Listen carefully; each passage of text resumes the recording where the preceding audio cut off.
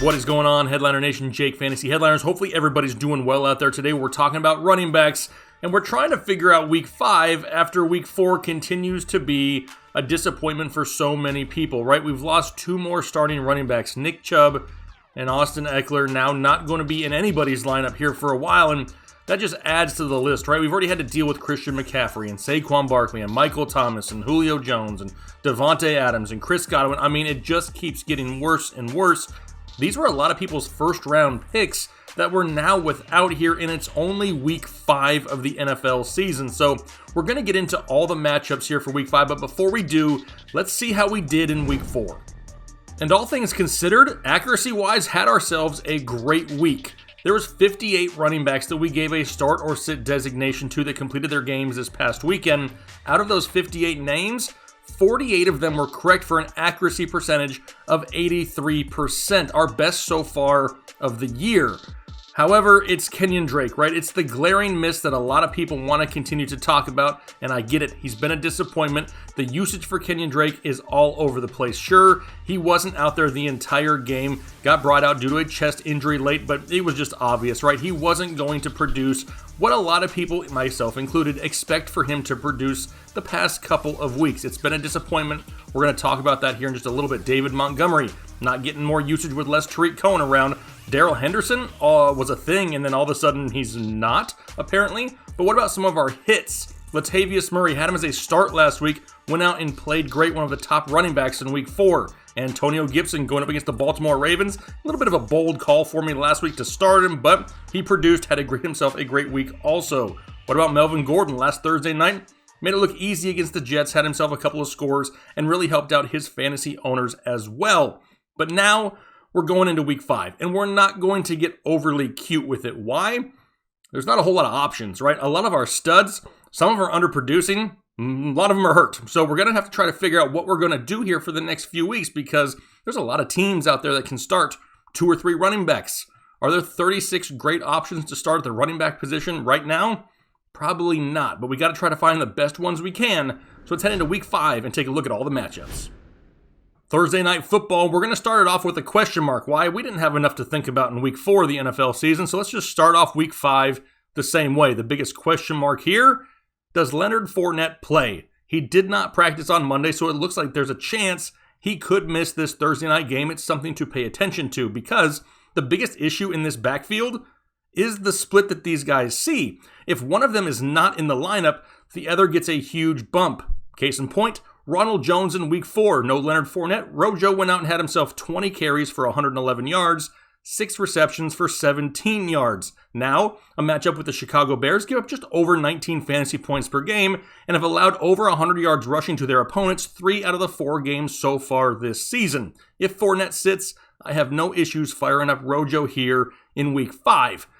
But what about the Bears? And I got to thinking about this one and David Montgomery and started thinking about Matt Nagy. And Matt Nagy is just one of those coaches who gives zero craps about your fantasy football team. So let's start a list, right? There's a few coaches in the NFL that really give 0 Fs. And Matt Nagy's going on the list because he's the first name we're covering. Let's throw him on the list. What about David Montgomery? Why did he not see more volume? We lost Tariq Cohen in this offense, right? We kind of assumed that with no Tariq Cohen, maybe a little bit more involvement in the passing game for David Montgomery. Nope. He saw the fewest touches he had seen in a game all season long.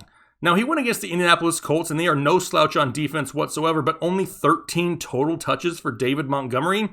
That is disgusting. Now, with as thin as this position is, David Montgomery kind of finds himself in that category of having to start, right? Because there's not a whole lot of options out there that are going to be better than David Montgomery. Yes, he's underperformed here as of late, but Tampa Bay does allow 16 fantasy points per game. And if David Montgomery can get anywhere near that number, we'll be happy with it here to start off Week 5 of the fantasy football season.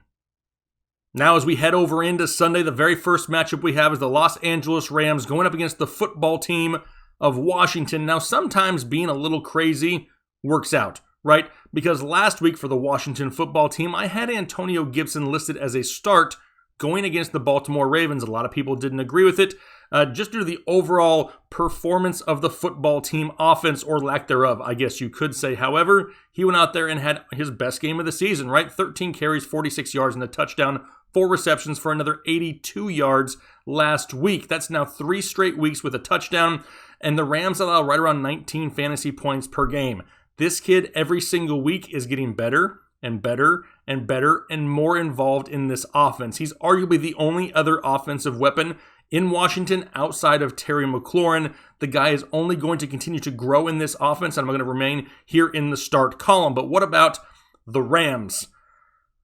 WTF, Sean McVay. I mean, you know what? Forget it. Add him to the list. Sean McVay's going to the list because Darrell Henderson was averaging 6 yards per carry, 120 total yards a game, and a touchdown weeks 2 and 3, and that was against the Philadelphia Eagles and Buffalo Bills. So yeah, we were all excited for a matchup going up against the New York Giants, where he was then out-touched by Malcolm Brown 14-9. Why? I mean, there was nothing wrong with Darrell Henderson. He was arguably one of the better running backs in the NFL weeks 2 and 3, and then just completely abandoned almost there in week 4. Why is that? Well, it's a big question mark. And also, now there's a chance here in week 5 that Cam Akers returns, and we have all 3 running backs back in this backfield. Now, the Washington football team allows right around 17 fantasy points per game, but I'm going to have to avoid this backfield altogether. Now, when we thought there was going to be some clarity moving forward with Darrell Henderson, there's obviously not, and we're going to add Cam Akers back into the mix. This is going to be just one of those head scratchers, and Sean McVay is really hurting the running attack of this team by not committing to one guy. I understand riding the hot hand. I get that. But Malcolm Brown wasn't the hot hand in week 4 either. So what's going on in this backfield? Until we can figure out, I'm avoiding all 3 of these guys here in LA. Moving on to the Bills and the Titans, and I mean, everything sounds good to go in Tennessee, right? They've had back-to-back days of no positive tests, so fingers crossed, because we would love to get Derrick Henry back into our fantasy football lineups. He's averaging 27 touches a game, right around 16 fantasy points per game, also with a matchup going up against Buffalo, who allows right around 17 fantasy points per game. We could be in for another solid week for Derrick Henry. It's just one of these matchups we really need to pay attention to, and you need to have a backup plan. If another positive test were to pop up in Tennessee, we could be in for some more issues here with the Titans. So just keep a close eye on it, because we really need to have Derrick Henry back in our lineups here this week. For Buffalo, it was great to see Devin Singletary get 23 touches last week in week 4. We know Zach Moss still not 100% dealing with his turf toe injury, and we love to see that Devin Singletary's gotten 5+ targets 3 out of the 4 games so far this season. That involvement in the passing game gives him that safer floor. Now the Titans, they allow right around 24 fantasy points per game, 9th most in the NFL, and we're going to continue to start Devin Singletary. This offense in Buffalo is one of the best in the league, and having him there in the backfield, getting the bulk of the touches, is something that we desperately need. That stability here in our fantasy football lineups right here in week 5. Eagles and Steelers, and it's going to be good to have all the Steelers back into our lineups this week. Also, maybe the week off allowed them to get a little bit healthier, right? Deontay Johnson back, whatever nagging injuries maybe James Conner had, he should be refreshed and good to go here in week 5. But he was averaging 20 touches a game in weeks 2 and 3 and 6 yards per carry in those games. He looked great right before their early bye week, I guess we could call it. He's averaging right around 15 fantasy points per game, and the Eagles allow just over 18 fantasy points per game. In fact, on a per game basis, James Conner's scoring more points than Clyde Edwards-Helaire per game, so we're definitely going to keep him in the start column. For Philadelphia, I still love Miles Sanders. Now, this is not an ideal matchup whatsoever. The Steelers allow 11.9 fantasy points per game, second fewest in the NFL to opposing running backs. But with all the injuries, how can we sit Miles Sanders? Plus, another thing I really don't like, they had an extra week to really prep for this game. So a lot of chips stacked against Miles Sanders here this week. But Melvin Gordon found success against this defense 2 weeks ago. David Johnson found the end zone in week 3. That's what we need to have happen here this week for Miles Sanders. I don't have huge expectations. We're hoping he finds the end zone a time or two and gives us that solid fantasy day that so many people need here in week 5.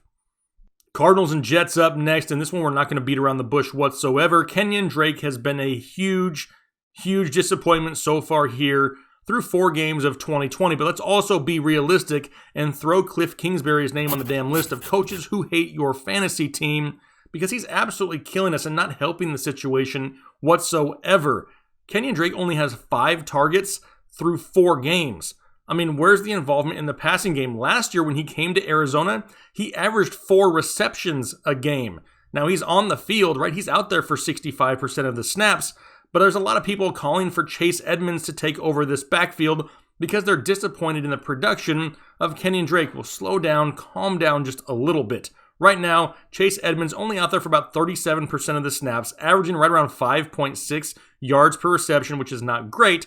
And he's been saved by 2 touchdowns on the year, one of them which came late in week 4 when Drake had left the game with a chest injury. The biggest thing here, Cliff Kingsbury needs to quit being so cute. I mean, he came out to start the year and the offense in Arizona looked great. They were forcing the ball to DeAndre Hopkins. Then that's all they've done all year is try to force the ball to DeAndre Hopkins, and opposing defenses have caught on, right? I mean, there's no surprise anymore. Cliff needs to be a little bit more creative and not just continue the same game plan week after week after week, because you know what, Cliff? It ain't working the past couple weeks. You need to figure it out. Kind of like we saw with Joe Mixon, right? A lot of the same can be said with Joe Mixon. The first 3 weeks of the season, he wasn't being utilized to his skill set. Look what happened with Joe Mixon when they finally utilized the guy correctly. He absolutely exploded in week 4, and that's kind of similar to what I feel is going to happen with Kenyon Drake. Do I wish that it would have happened by now? Absolutely, yes, I do. It hasn't happened yet. That causes some concern, but I have to admit that it's going to happen here at some point. I got to stick with it. I got to continue to start Kenyon Drake. Is he a disappointment? Sure. Maybe if you've picked up the likes of a James Robinson or something like that, yeah, you can start them. But Kenyon Drake is a flex with that huge opportunity. At some point, it's going to come. Got to keep him in the start column with just the limited options right now. The Jets do allow right around 24 fantasy points per game, so they got that going for them, right? We saw, Melvin Gordon take advantage of this defense just last week. So keep your fingers crossed that the big game is coming for Kenyon Drake. As for the Jets, sounds like we could have Le'Veon Bell back this week, but does that matter? Adam Gase is probably still going to use Frank Gore and Kalen Ballage. They're probably going to work Bell back into the game plan slowly. I mean, Arizona does allow just over 20 fantasy points per game, but does Sam Darnold play? There's a chance that maybe he doesn't. Do the Jets fall behind in this game and they kind of have to abandon the run? I really prefer to sit everybody here in this backfield at least for another week. Now, I don't love to start anybody for the Jets outside of Jamison Crowder, maybe ever. However, this is one of those weeks where I'm just going to kind of be patient. You haven't had to rely on Le'Veon Bell, and unless you're decimated with injuries and have no other choice, I'm going to continue to sit him here this week until we can see how they use these running backs in this backfield for the Jets. Raiders and Chiefs, and this one we're not going to be cute about one bit. Josh Jacobs, CEH, both going to be starts once again here this week. Josh Jacobs currently running back 9. CEH currently running back 13, both of them averaging over 14 fantasy points per game. And now CEH gets a matchup going up against the Raiders, who allow over 30 fantasy points per game, the most in the NFL. So he's absolutely going to be a start this week. Now, we talked about him this offseason, right? And said, hey, there's a chance that he just doesn't start out on fire to start the season, to start his NFL career. He came out week 1, had a big week, and a lot of people wanted to start chirping, who I haven't heard from in 3 weeks now. But he is what he is, right? He is a solid must-start weekly fantasy running back. He's right there, fringe RB1, 12, 13, 14, right where we kind of had him. However, we also mentioned that his schedule to start the season was going to be a lot tougher. Well, as the schedule, progressed through the year, his point totals could definitely start increasing. This is the point of the schedule in which those points could start increasing here in a matchup right now against the Raiders. So yeah, we're definitely going to start CEH. As for Josh Jacobs, I'm getting a lot of questions about Josh Jacobs and what should I do with him? And I'm disappointed. And why aren't they using him more? He's running back 9 in fantasy football right now. I still think there's a lot of people out there that are banking on the fact that they want all of their guys to get 20 points a week. And that's just not realistic. He's still a top 10 fantasy running back. And in a year with so many injuries, you don't want to trade a top 10 fantasy running back this early in the season. He's had some issues here to start the year with them basically being game scripted out for the most part and having to rely on throwing the ball, whether it be to Hunter Renfrow or balls to the Waller. It's not all Josh Jacobs. He's not able to get those big carry totals because they don't have a lead in the ball game, but there will be more opportunities for that in the season, and I'm not giving up on Josh Jacobs. He's already top 10. Would not surprise me if he starts to edge up towards that top 5 here in the next few weeks. Can't afford to sit Josh Jacobs. Jags and Texans next, and let the James Robinson domination tour continue. He's going to be my Manscaped must-start of the week here this week, and just a quick reminder as a sponsor to this show, after this show is over, head over to manscaped.com, use the promo code HEADLINERS, all caps at checkout, receive 20% off your order and free shipping. Go get yourself something to take care of you and your boys after this video is over, but back to James Robinson. He's currently running back 6 overall here in fantasy football and averaging 17.4 fantasy points per game. Now he gets a matchup against arguably one of the worst run defenses in all of the NFL, the Houston Texans, who give up over 30 fantasy points per game to opposing running backs. We love to see it. Now he's averaging 4.8 yards per carry, 3 receptions per week, and over 110 total yards a game. Another great start here, absolutely firing up one James Robinson in week 5. What about for Houston? Well, no more Bill O'Brien, thank you, Lord, because this offense was really getting stale in Houston, right? They just don't look like they're enjoying anything in Houston whatsoever. So out is Bill O'Brien, in is now interim head coach Romeo Crennel, most of his career being spent as a defensive coordinator, but look for this team to have a lot more energy here in week 5, right? Jacksonville allows 24.5 fantasy points per game, and right now David Johnson averaging right around 11.6 fantasy points per game. However, don't forget his last 3 matchups, Baltimore, Pittsburgh, Minnesota. And we saw what Joe Mixon did to this defense last week against the Jacksonville Jaguars. Look for more production out of David Johnson going forward. He's going to be a start for me here in week 5. Bengals and Ravens, and let all the Joe Mixon owners finally rejoice, right? 180 total yards, 3 touchdowns for him in week 4. But yeah, I get it. It was against the Jacksonville Jaguars, but look at how they used Joe Mixon. We talked about it a little bit earlier with Kenyon Drake. They got him involved in the passing game. They fed him the ball on the ground consistently. He was on the field and producing 20 carries for the first time so far this year. Had 6 receptions last week. He'd only had 7 receptions all year in the first 3 weeks of the season. Well, now all of a sudden, with all of those points in week 4, he's up to running back 8 on the year, which is absolutely crazy. And now he gets a matchup going up against the Baltimore Ravens, which isn't ideal, right? The Ravens allow right around 15 fantasy points per game, but Mixon's going to be on the field. He's seen over 70% of the snaps, and it's really hard to sit him at this point. I hope that week 4 was kind of like the breakout for the season, right? They saw what worked with Mixon. Now they continue to use it going forward. Plus, we saw Antonio Gibson find some success against this Ravens team last week and through the air also. So they can continue to get Joe Mixon the ball in the passing game. He's going to remain a weekly must start, and he's going to start for me here this week. For Baltimore, I really don't want to do this because I have a lot of respect for John Harbaugh, but put him on the list, right? Put him on the list because it's just another week, another game of an even split. We got Gus Edwards with 9 touches, Mark Ingram, 9 touches, J.K. Dobbins, 6 touches all in week 4. I mean, it's impossible to figure out this backfield. You're basically trying to find the touchdown on a weekly basis because we know Lamar's going to be involved in the running game, and they're still going to, attempt to broaden their horizons on the passing game in Baltimore. So that really limits the ceiling for all of these running backs. The Bengals right now, they allow 23 fantasy points per game, which isn't bad, but who's going to get the touches? If I had to just point to one guy, I'm going to go with Mark Ingram because he seems to be the safest option to find the end zone. Am I getting that warm fuzzy on the inside? No, I'd prefer to sit all 3 of these guys, but if you have to take a stab at one, Ingram's the guy I go with. Panthers and Falcons, and still no Christian McCaffrey, but that's okay. We have Mike D.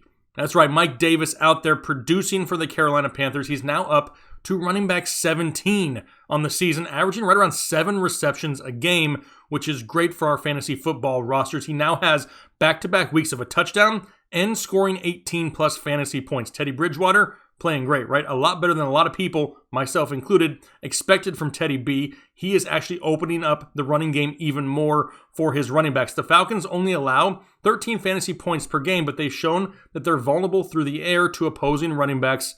That is perfect for Mike D. Love him here in week 5. For Atlanta, it's just a mess in Atlanta, right? I mean, overall, it's a mess. A lot of injuries on the defensive side of the football, a lot of injuries on the offensive side of the football. I mean, what is going on with all the pass catchers of the Falcons? I mean, Todd Gurley remains a start. Not a sexy start, but he remains a start. He does have 4 touchdowns through 4 games, averaging 13 fantasy points per game, and is currently running back 15, right? Kind of what you drafted him to be. He's not out there being the Todd Gurley of old, but we said all offseason, don't expect the Todd Gurley of old, and you won't be disappointed. What you're getting so far is basically what you paid for on draft day, so you're not losing anything with Todd Gurley. Now, Carolina is playing a little bit better on defense here the past few weeks, but they're still allowing 27.5 points to opposing running backs, so I'm going to continue to fire up Todd Gurley in hopes that he can continue to find the end zone. I would love it if he could get more involved in the passing game with all those pass-catching weapons in Atlanta kind of banged up right now. Dolphins and Niners, and will the fantasy gods please grace us with the presence once again of Raheem Mostert? There's a good chance that he could return here this week, something we need to keep our eye on though as the week progresses. Why do we want him back so bad? I mean, heck, the first 2 weeks of the season, he averaged 120 total yards a game, and don't forget, he didn't even finish week 2. He is very explosive in this offense. Kyle Shanahan knows how to use his running backs to put them in the best situation possible. Kyle Shanahan will not be on the list of head coaches who hate your fantasy team because he always finds a way to put his guys in a good spot, and we expect it again, once again here in week 5. If Raheem Mostert is 100% healthy, he's going to be a 100% start. If he's limited at all, then we start looking at Jerick McKinnon a little bit more. I don't hate McKinnon as a flex play, especially if you're hurting with injuries right now, because I expect him to continue to be somewhat more involved in that passing game. Yeah, as we see more Deebo Samuel, Brandon Ayuk, George Kittle, it is Jimmy G play. I mean, all these things, play a factor with the ceiling of Jerick McKinnon, but I still think he has a fairly safe floor due to his involvement in that passing game, so I don't hate Jerick McKinnon either. Now, just pay attention to Raheem Mostert here as the week progresses. If this guy is 100% by Friday, thank your lucky stars, you can throw him right back into your lineup. For Miami, it's really only Myles Gaskin, right? I mean, he is seeing 70% of the snaps over the last 2 games. The biggest problem is Miami just needs to get a lead in order for him to run the ball consistently. There's no touchdown upside because Jordan Howard is going to steal most of those in the red zone. San Francisco only allows 10.8 fantasy points per game, which is number 1 in the NFL. So I'm not overly excited to start Myles Gaskins here this week. I'm going to go ahead and leave him in the sit column. Interdivisional matchup, Giants and Cowboys up next, and you're obviously going to start Ezekiel Elliott, right? But we love to see him have 20 receptions over his last 3 games. Why do we love it so much? Because his rushing numbers have been down a little bit because the Cowboys continue to trail and have to throw all second half of their ball games to try to play catch up. In this game, I expect it to be a little bit different. I see Dallas coming out to an early lead. The Giants give up on average 20 fantasy points per game to opposing running backs. So if they can get that lead, I expect them to lean on Zeke a little bit more second half and really boost up those rushing numbers that haven't been there to start the season. What about for the Giants? Well, not a bad matchup, right? I mean, the Cowboys defense is kind of at this point. I mean, they give up on average 21 fantasy points per game just to opposing running backs, but this is an underproducing backfield, right? The Giants only on average get 76 rushing yards a game, and it's split between 3 running backs. You got Wayne Gallman, Dion Lewis, Devonta Freeman. You got poor offensive line play. Daniel Jones isn't helping the matters by any means, trying moving the ball down the field deeper to open up the running lanes. And then you put this split on top of it. I'm going to pass on this backfield altogether. None of these guys are going to be in the start column for me here in week 5. Colts and Browns, and I've lost my Chubb. Damn you, 2020. You took Nick Chubb. Well, at least for all the Kareem Hunt owners, you're excited, right? Because now you're like on a 100% must start on a weekly basis. I mean, Hunt has verged top 5 overall with no Nick Chubb in the lineup. And the Browns, the best running team in all of the NFL, averaging over 200 yards rushing a game. So we know we're starting Kareem Hunt. But what about Dearness Johnson? Do you even know who Dearness Johnson is? Well, you better get to know him for at least the next 6 weeks or so until Chubb returns. He came in last week after the injury, 13 carries, 95 yards, averaged 7.3 yards per carry. It's a tough matchup, don't get me wrong. The Indianapolis Colts allow only 12 fantasy points per game, but I will still flex Dearness Johnson if my team is hammered with injuries. I don't hate it whatsoever. I think the opportunity is going to be there for him to get right around 15 touches a week. And as great as this offensive line is playing, as great as the play calling has been for the Cleveland Browns, as well as the Browns are playing overall, I will still flex Dearness Johnson while it's going to be an automatic must start for Kareem Hunt. What about the Colts? Not wasting 1 second, throw Frank Reich onto the list. Yes, because he hates your fantasy team this year also. Jonathan Taylor, Nyheim Hines, Jordan Wilkins, all getting 10-plus touches a week. Why? I mean, Jonathan Taylor needs more touches in this offense. He really needs to improve his vision. If you've watched some of his game film, he's missing some of the huge holes, and some of that's just going to come with more experience. I think a lot of times he's trying to do too much. He's trying to make the big play happen because he doesn't want to come off the field instead of knowing, hey, I just got to take what they give me. I know my spot is here. I know I'm going to continue to get my touches. Maybe he hits more of those holes and really allows those blocks to get set up better for him to where he can see that vision and really make the big plays happen. That's the problem with Jonathan Taylor, is he's just trying to do too much with the touches he does get. Frank Reich needs to really commit to one of these guys. He's not involving any of them that much in the passing game, not like they were in week 1. It just seems like a big headache on how they're trying to handle this backfield here this week. It's not the easiest of matchups going up against the Cleveland defense. We saw that last week, right? Zeke struggled on the ground at times. A lot of people have struggled on the ground at times against this Browns defense, who is still very underrated. I will throw out Jonathan Taylor once again, but he is not going to be ranked super, super high until they can show more commitment to him here in this backfield going forward.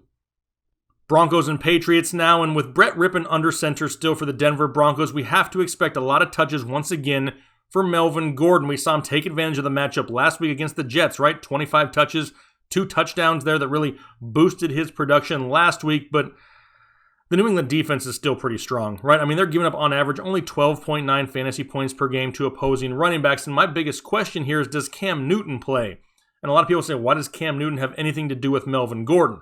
If Cam Newton is under center, I can see this Patriots offense being improved, getting a lead, and forcing Denver to kind of have to abandon the running game somewhat. If Cam Newton's not in the game and we have to deal with Jarrett Stidham or Brian Hoyer again, the game could be a lot closer than a lot of people think, allowing more touches for Melvin Gordon. Also, is there a chance that Phillip Lindsay returns this week? That is entirely possible. That's something we're going to watch here throughout the week. And how much does he eat into the workload of Melvin Gordon if he does return? So that's something we need to really pay attention to. I'll continue to roll out right now Melvin Gordon. As far as Phillip Lindsay, he's going to remain a sit until I can see that he's fully healthy and able to produce here. Now, what about New England?